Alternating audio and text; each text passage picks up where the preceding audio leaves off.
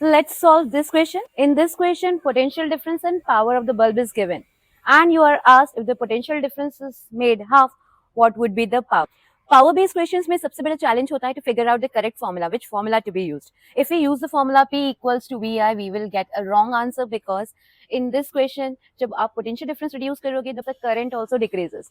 तो उस current की value को आप second part को solve करने के लिए use नहीं कर सकते because that is not remaining constant. So which formula of power we need to use?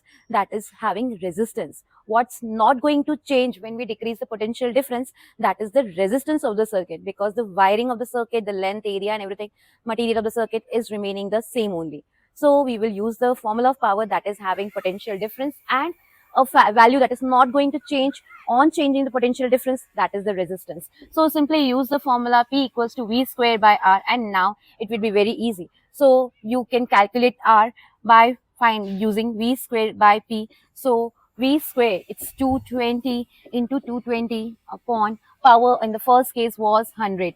So you get the resistance is 22 times 22. Let it be like that only. Now in the second part, we have to find out the power of the second bulb. So P2 is equals to V2 ka square upon resistance. That will remain the same. Resistance is going to be the same. So V2 it's given 110. Square it out and upon R, that is 22 times 22. 22 5 times is 110. So you will simply get the answer as 25 watt. Okay. Most of the students know that this formula has to be used, but you should know why you can't use this formula. I hope this is clear to you.